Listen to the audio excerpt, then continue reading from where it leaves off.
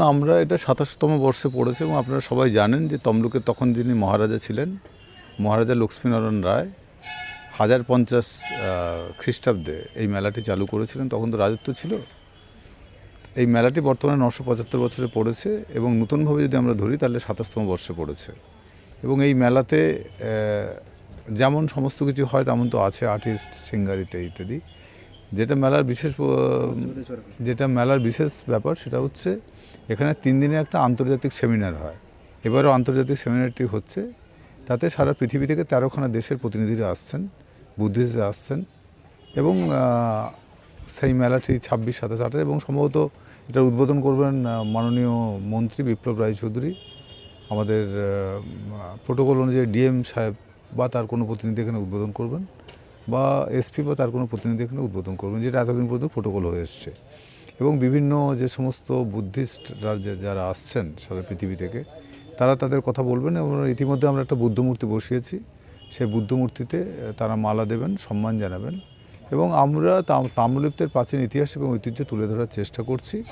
এবং আমাদের আশা যে ইতিহাস এবং ঐতিহ্য একসময় যেমন তাম্রলিপ্ত সারা পৃথিবীতে বিখ্যাত ছিল, সুতরাং সেই তাম্রলিপ্ত নিশ্চিতভাবে আবার জগৎসভায় আসন নেবে।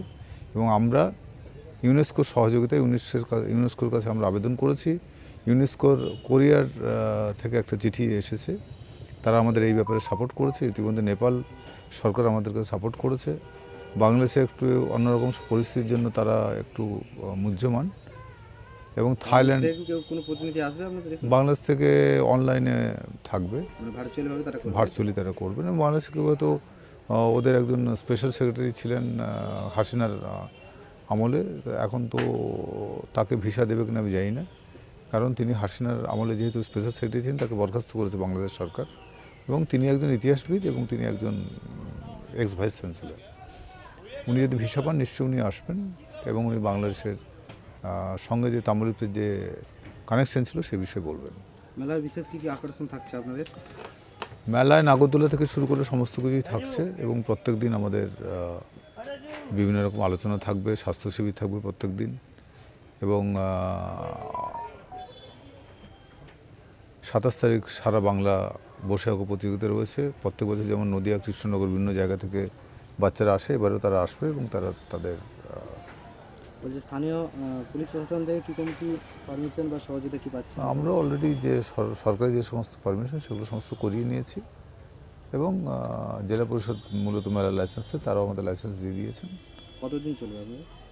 আমাদের ৯ দিনের মেলা, এবার ভাঙা মেলা ২-৩ দিন আরও চলে। ২৪ তারিখে শুরু হচ্ছে? ২৪ তারিখ থেকে শুরু হচ্ছে ১ জানুয়ারি পর্যন্ত। ২৪ তারিখ ২০২৫ থেকে ১ জানুয়ারি ২০২৬। মেলাটা কোথায় হচ্ছে? এটা তাম্রলিপ্ত রাজবাড়ি মাঠ, যেটা পুরুষানুক্রমে আমাদেরই সম্পত্তি, এখানেই মেলাটা হচ্ছে। এই যে মেলার ধরনের কোনো যে সমস্যা হয়, কোনো হেল্পলাইন নাম্বার কি আপনারা রাখছেন? না, আমরা হেল্পলাইন, আমাদের প্রচুর সিকিউরিটি থাকে।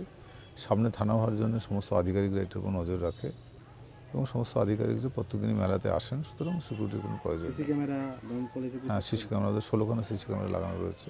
অগ্নি নিরাপক যন্ত্রযন্ত্র কিছু থাকে? সমস্ত কিছু রয়েছে। আমার নাম? আমার নাম ডক্টর দীপেন্দ্রনাথ রায়। আমি সাধারণ সম্পাদক, তাম্রলিপ্ত জনস্বাস্থ্য কৃষি ও কুটির শিল্প মেলা কমিটি।